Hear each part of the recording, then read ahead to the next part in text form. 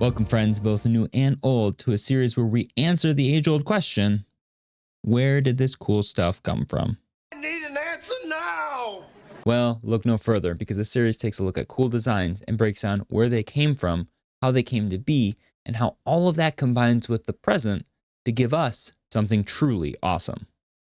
This, my friends, is Lore and Design.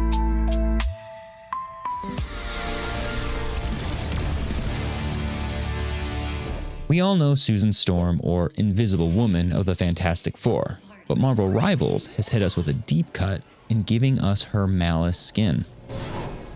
If you think her comic book design is intense, be sure to stick around for the later part of the video where we look at and compare the design with her Marvel Rivals counterpart. Bursting onto the scene in 1985 in the Fantastic Four issue 280, she first appeared beating the poop out of the Fantastic Four's good friend and temporary Thing replacement, She-Hulk. Seemingly coming out of nowhere, we quickly learn the backstory of how this personification of Sue's hate came to be. I hate you! This brings us to the Hatemonger, an android created by Psycho Man.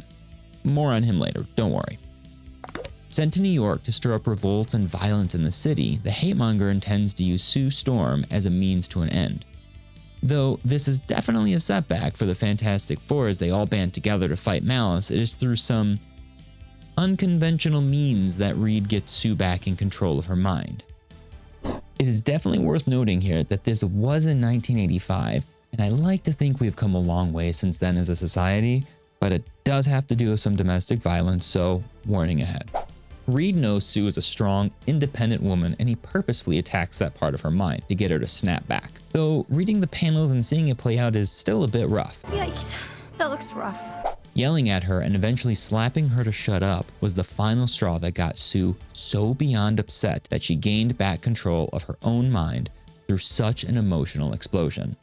Noting that her feelings were being used in reverse against her, Reed knew he needed to make her truly despise him for even just a moment to truly snap her back into control. Finishing up, in Secret Wars 2, we see the Fantastic Four back together to fight against the Hatemonger. Reed came up with a device that negated the Hatemonger's effects and thus stopping the riots, though they still needed to capture the Hatemonger himself. At the last moment, Psycho Man escapes, letting the Hatemonger be defeated for his failure, though not only is he defeated, but blasted into bits by a concealed figure known later as the Scourge. In common comic book fashion, however, the team writes it off as no big deal that a random stranger just blasted him to bits and never bothers to look into it further. Perfectly normal. If you thought the outlandish comic book nonsense ended there, you'd be horribly wrong. Fast forward a few years to 1989 in Silver Surfer issue 16, and Malice creeps her way back in control. There to help recover the Infinity Gems with the Silver Surfer, Malice reappears and wants to take control of the Soul Gem herself. Though, in the fight, Reed comes in contact with the Soul Gem and becomes consumed by it. Then, because it makes perfect sense, he absorbs Sue's essence, and they combine now together with the Soul Gem to manifest a being known as the In-Betweener. The only logical next step is to try and destroy Galactus, right? Yup. Though the In-Betweener nearly destroys Galactus, Master Order and Lord Chaos appear to punish the In-Betweener, who was their original creation, for getting out of line and restore Galactus to his original power? What a whirlwind, right? That was a lot. Well, since that attack, Sue had been back in control of her mind until apparently 1992 in Fantastic Four number 369. Aboard Galactus' ship, he performs a cerebral scan of those aboard, for reasons we do not need to go over here. During that moment, however, the scan activates the inner psyche of Sue, and she finds herself at war with her inner vessel of hate, Malice. The two fight over who is to be the dominant persona, Malice arguing that Sue needs to unleash her true self and that Malice is the embodiment of that strength. Hey, Britton here. Is this a weird time to pause? Did I catch you looking at something weird? Anyway, just a quick plug to say like, subscribe, all that lovely YouTube stuff, right? This is a new channel and I really would appreciate any support you guys can give. In the future, I will be doing more Rivals content like this in terms of lore and design, but as a game artist myself of almost 10 years, I also plan on doing a lot more deep dives into just video game art, learning to and showing off ways to appreciate and really analyze that kind of stuff. You want to stick around for that? Awesome. I'd love to have you. If you want to just watch me make some cool art, go ahead and check out the Art Academy links. Otherwise, let's get back at it. Understanding Malice is clearly always here and has her own strength, Sue tries to merge her mind completely with Malice, fighting to stay as the one in control. All of this appears to happen in a mere instant to everyone else aboard the ship, however, and snapping back to reality, Sue seems to be in control, though perhaps with a bit extra power now, driven by Malice. Over time, this merge led to Sue being a bit more on edge, showing more anger and outbursts than she normally had in the past. One thing that also seemed to happen was Sue let Malice start influencing her wardrobe. After this merger, Invisible Woman's outfit became more revealing. In regards to the Marvel Rivals skin, getting ahead of ourselves, everyone believed that to be so revealing, but really, it is this new suit of Sue's herself that may be the most revealing of all. You listening, Netties? We getting this in the game anytime soon? I mean, asking for a friend, of course. I'm asking for a friend, of course. Revealing comic book attire aside, in 1993's Fantastic Four, issue 384, we see the conclusion to the Malice story arc. Comic books and soap operas have far more in common than one would think.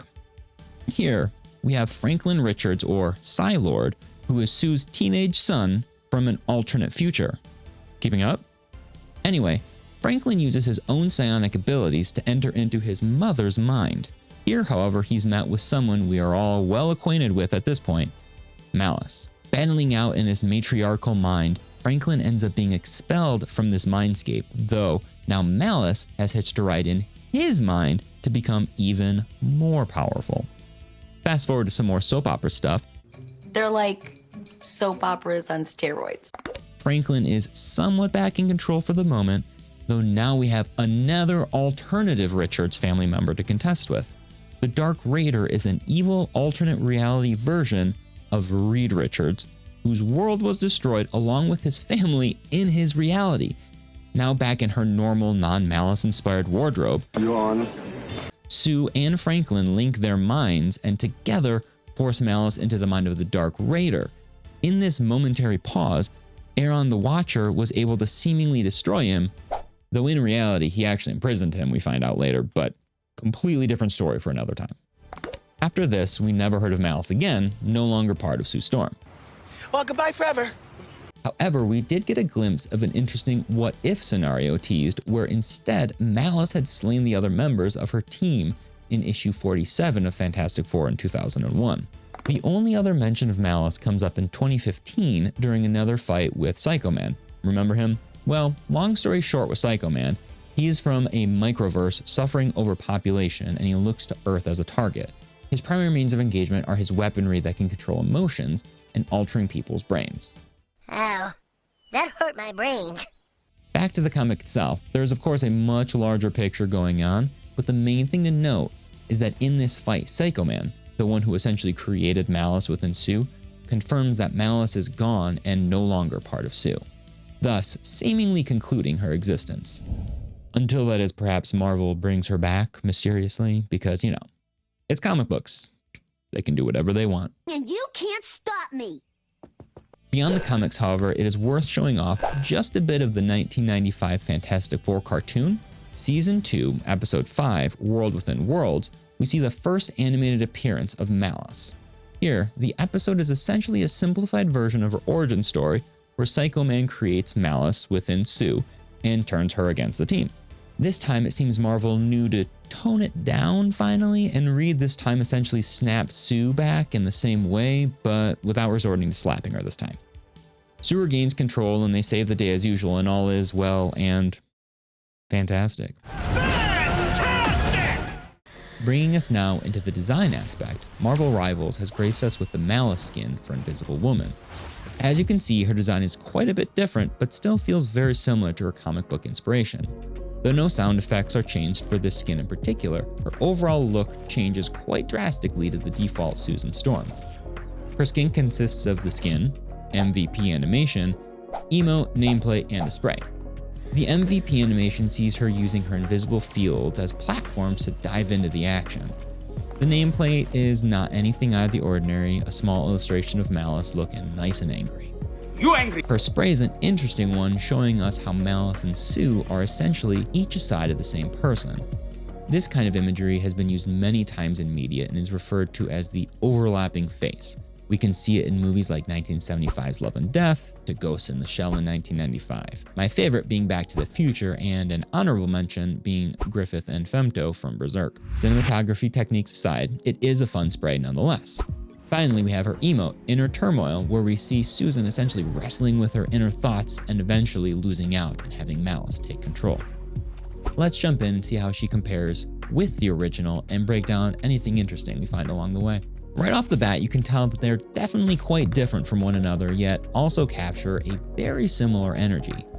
Their color schemes are similar, though Marvel Rivals leans a bit more heavily into the gray and purple values. In terms of the colors then, it feels very gothic overall, with the dark contrasted with the deep reds. Really? Black and red and black and red. This color scheme and energy has been portrayed countless times in media, and there's good reason. It usually looks darn good. Her overall aesthetic feels as though she would fit in very well with a dark fantasy or perhaps vampire setting. Dracula! Picture her in a Castlevania game, and I think she'd fit in without a hitch. Surprisingly, the comic iteration of Malice showed even more skin than the Rivals counterpart. As you can see here in Rivals, she has a relatively covered up body, including her cleavage, where in the comic she was basically just wearing a bikini top. Where Rivals did not skimp on the skin, however, was the backside, which they've been sure to advertise even in ads for the game. The biggest difference though between them is the shift from the large traditional, almost Doctor Strange style cape from the comics with its large collar and tattered bottom to something that is clearly designed to allow the viewer to see the aforementioned backside. Taking the design language from the tattered cape, they translated this into a long scarf that sits around her neck and drapes down into two spiky ends. The original Malice saw her head covered in wraps that somewhat alluded to a more dominatrix vibe. However, NetEase took that inspiration and made it far more obvious. Maybe she's a dominatrix. With leather straps all over her body and spikes from head to toe, these are all clear nods to the original design that hinted at the dominatrix feel. Beyond all of this, however, the best reference comes by way of her emote, Inner Turmoil. The name alone clearly implies that Sue is battling her other self, locked away as we discussed in all the comics. What is interesting though is if we look at the way the crown of thorns appear on her head, they are a direct reference to the silhouette of her initial comic appearance. Though in-game her spikes are seemingly random, in the comics they're often showcased in a very uniform, circular pattern, just as they appear in the emote. It's small nods like this that show the extra love and attention the team clearly puts in to make everything feel so authentic. That about wraps up our deep dive on Marvel's Malice. If you learned a thing or two, maybe click the like button. If you didn't, maybe go ahead and click the like button anyway. Anyway, I definitely plan on doing more lore and design, and I will be focusing currently on Marvel Rivals. In the future, I will be branching out to doing deeper dives into video game art as a whole, but for now, if you have any other costumes you'd love to see me take a deep dive into and maybe learn a thing or two, go ahead and leave it down in the comments below. Until the next episode, be kind, kick butt, and go play some Marvel Rivals. Or maybe go read some comic books.